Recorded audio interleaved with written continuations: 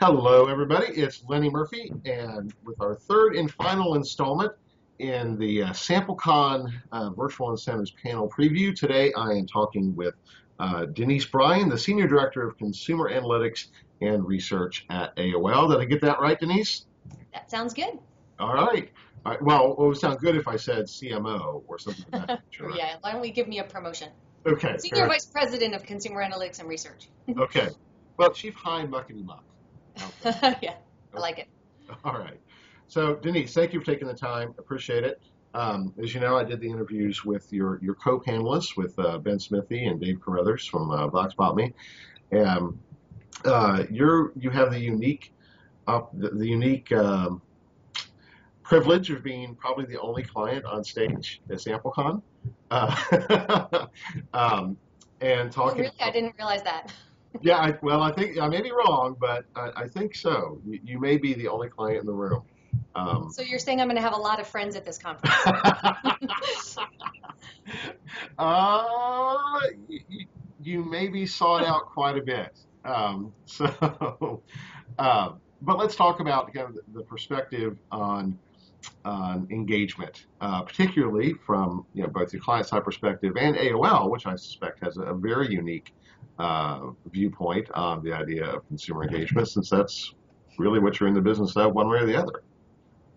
Yeah, absolutely. We were talking about this a little bit yesterday. We really care about this on both the side that we're buying a lot of panel sample because we are in fact talking to consumers every day.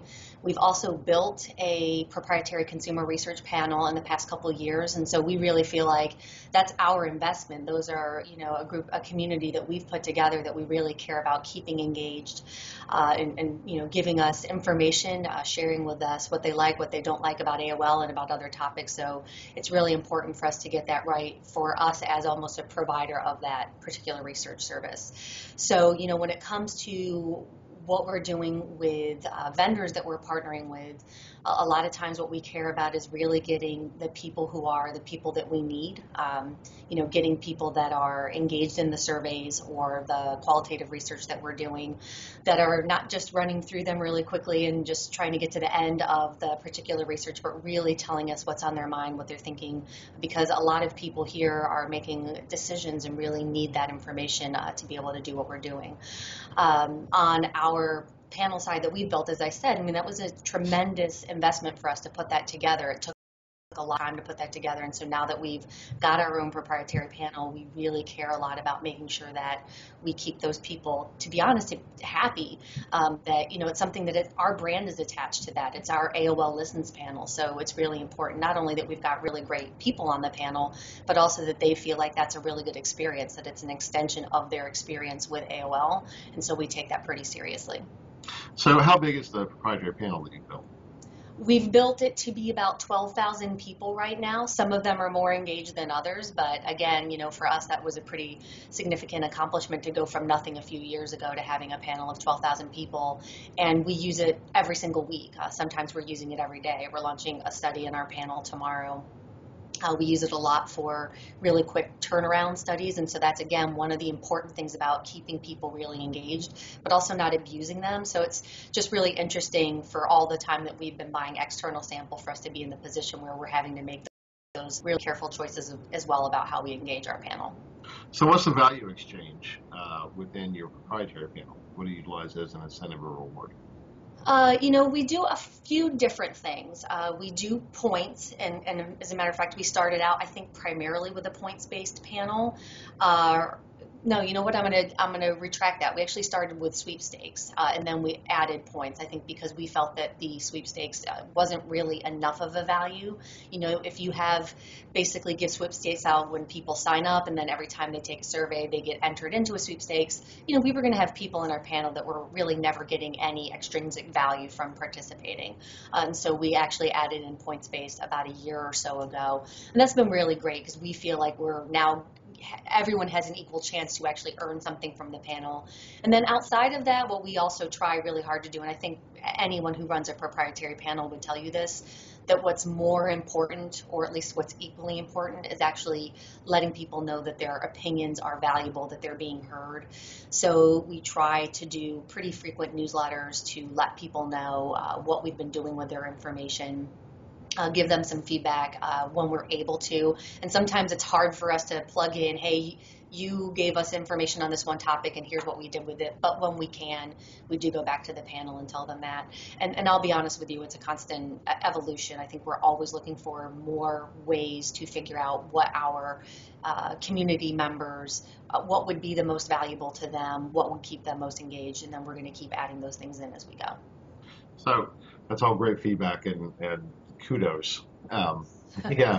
But we step back and think about AOL as a whole. At least I would think about AOL as being the value exchange business to a great extent. Now, that may be services. I suspect it's a lot more content nowadays, more than anything else. But engagement is probably your bread and butter as a company.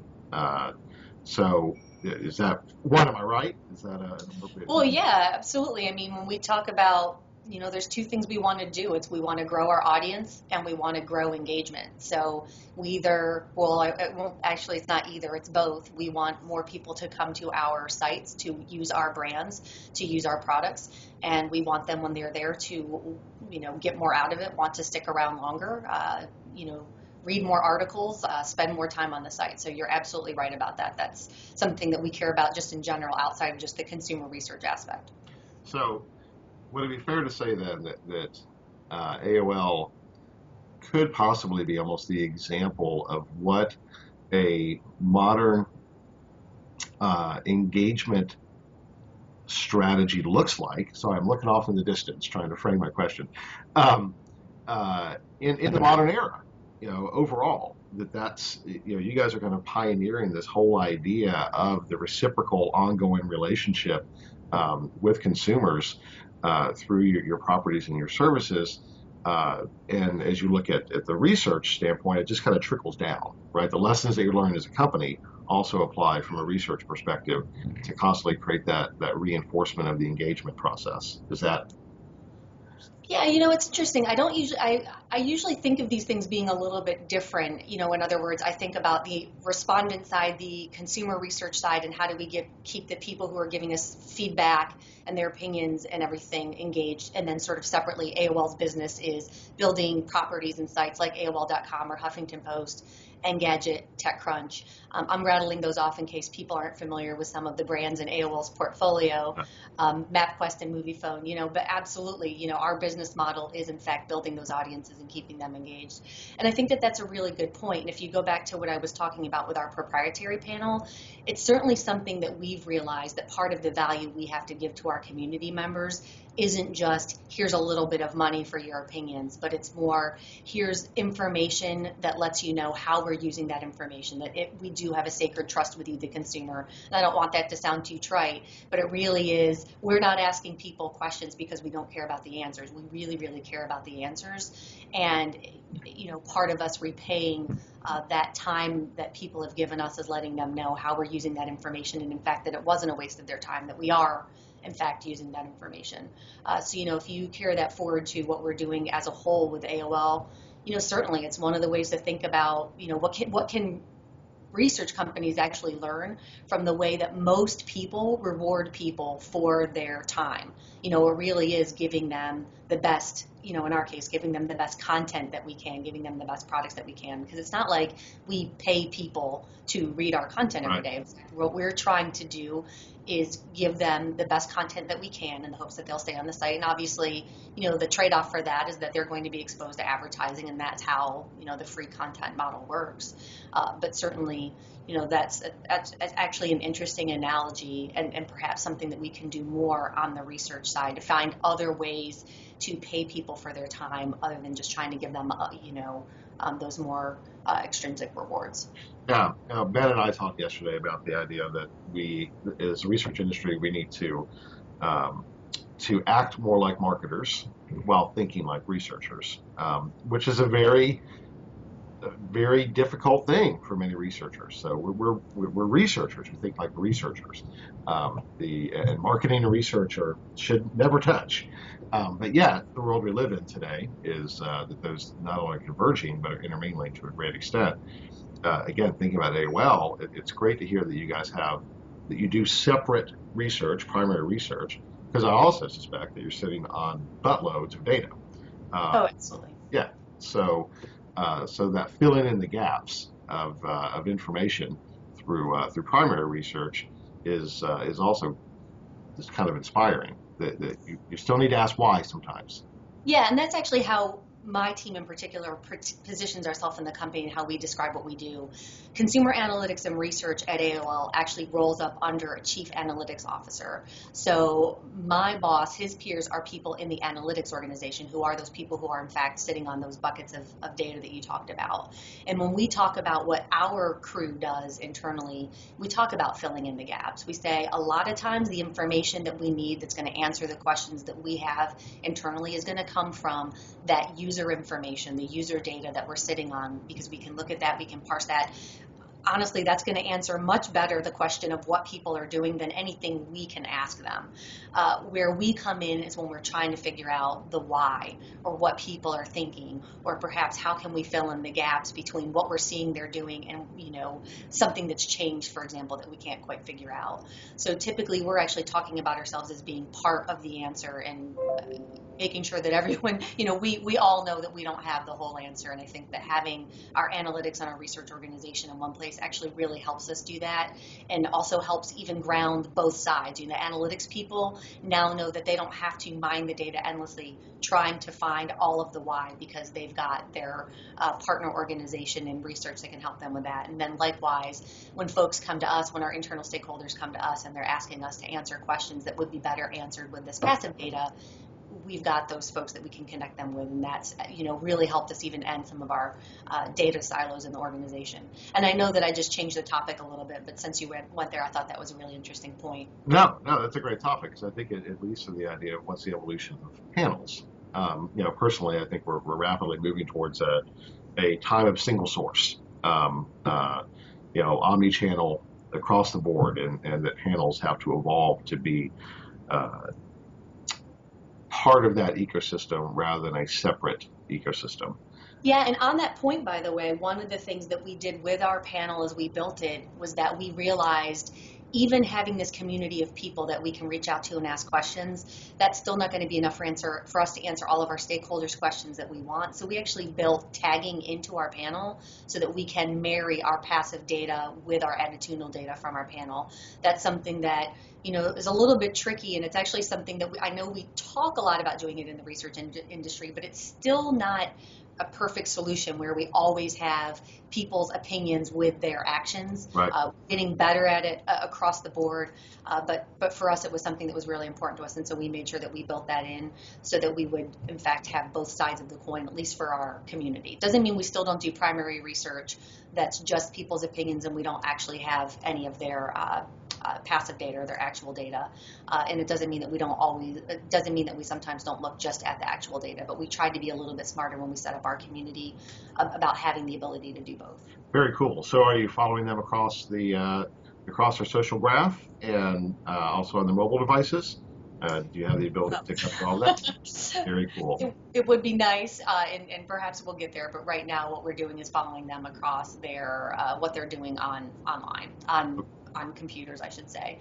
We didn't have the ability to build in the tagging to do it on the mobile, and we haven't yet worked with perhaps an external partner or something that would help us do that. Okay. All right. Well, I know some companies doing some really interesting things along those lines, so if that becomes a priority, let me know. Yeah. I was going to also add earlier when we were talking about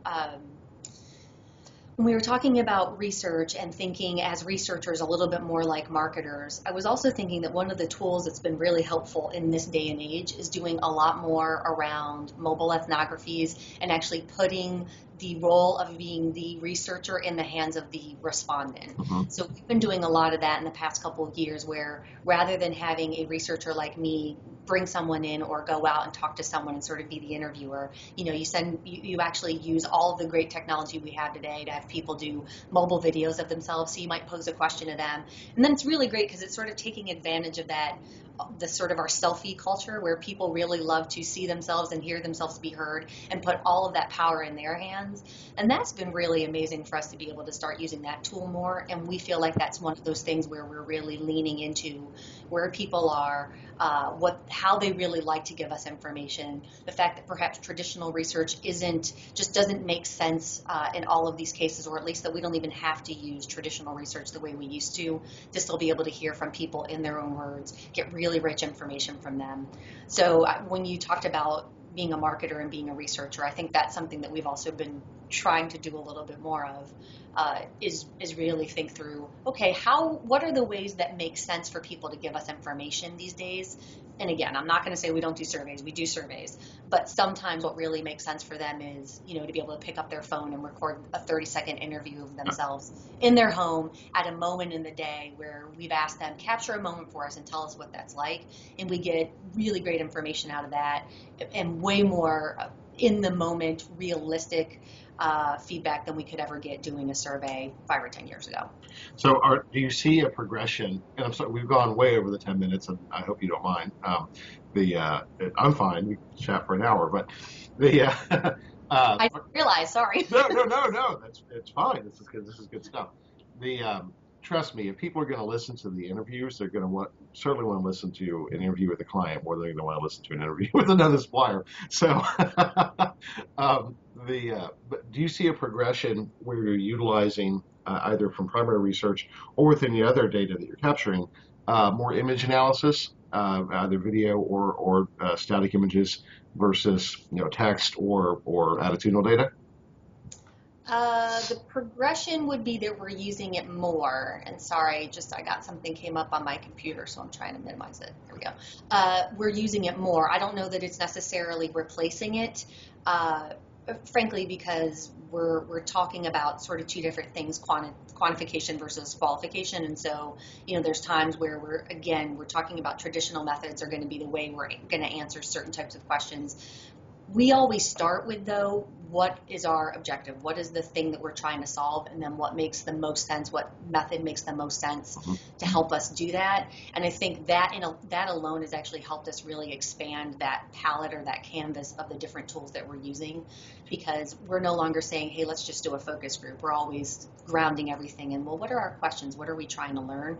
And then the great thing is there's been so many new research technologies that have been developed in the last few years that we've just been really trying to grab a lot of those and really help answer those questions we're getting from stakeholders. So simple answer to your question, the progression for us is certainly that we're doing a lot more with images, with video, with audio, because it's become so much easier, so much less expensive. And again, it's just much more realistic a lot of the time in the moment for the consumers that we want to talk to.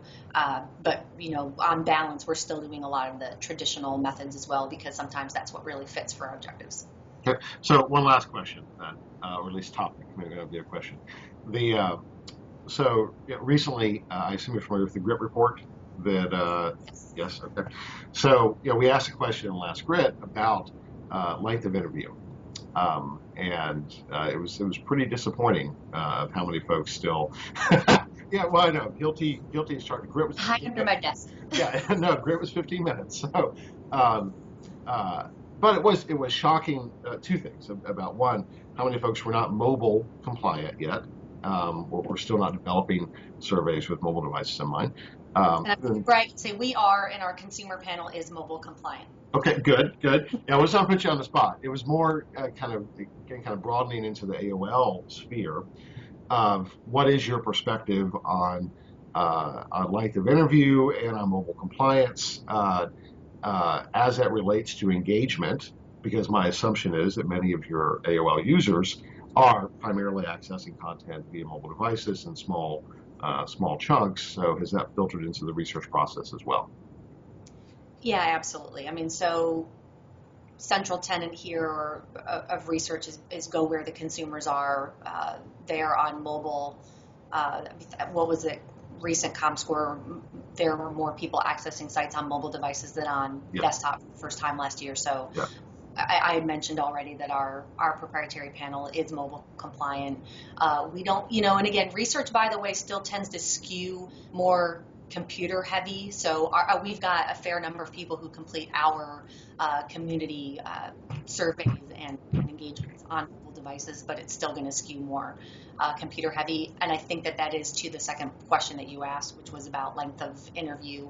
I don't think anybody wants to take a 15-minute survey on a mobile device. You can just, take a little bit, sort of a soul-sucking experience. We've done. But one of the things that's just really tricky for all of us is that I think as researchers, and I very, very firmly throw myself in this bucket, we just so love getting the information that it's really hard for us to turn to say, I'm going to sacrifice some of this information to make for a better experience. We haven't really figured out yet how do we break things into chunks so that perhaps we've got more people taking a smaller survey in different chunks of surveys. Like there's all these things that we could do. We are guilty of doing longer surveys. Interestingly enough, I will say that we never do long surveys in our panel. We don't do more than about 6 or 7 minutes in our proprietary panel because we recognize that it has a real deficit on respondent engagement. But when we when we work with third-party providers to get sampled, then we do. And perhaps that's sort of something that we should look into. We've clearly not wanted to do that to our panel because we do not want to break that bond that we have with the community that we've built. Now, as I mentioned, one of the things, though, that makes things more difficult, or one of the things we need to be far more cognizant of, is our panel is branded. So when people are taking a survey on our panel, it has the AOL name on it. It's, whereas when you're doing a survey with third-party panel, it's always going to be blind. That's part of the reason that we would use external sample in the first place. But perhaps we shouldn't be hiding behind that anonymity, and we should be thinking through it some more. So, long story short, I agree with you. Length of interview, it's long, and it's one of the things that if you think about people, much like advertising, people feel like there's too much advertising, or it takes over my screen, or it takes too long. We just need to be really careful about what it is that we're demanding of consumers in exchange for what we're giving back to them. And always time, it always makes sense to keep rethinking that, and I think we could do a better job on that too. That is fantastic candor, and thank you for that. I was laughing just because it was kind of funny, but I think the message there is for suppliers that maybe they need to start thinking about the brand experience of their panelists as much as you do with your own internal panel, and that'll change that dynamic. But Denise, I've kept you far longer than I intended to, and obviously we could chat for much longer, but I don't want to abuse the time. Thank you very much. I wish I could be there at Samplecon, and one, to meet you in person, but two, just to hear what that conversation was going to be like up on stage. I think it's going to be fantastic overall, and I appreciate your time, and we'll talk again soon, I'm sure. Great. Thanks, Lenny. All right. Thanks.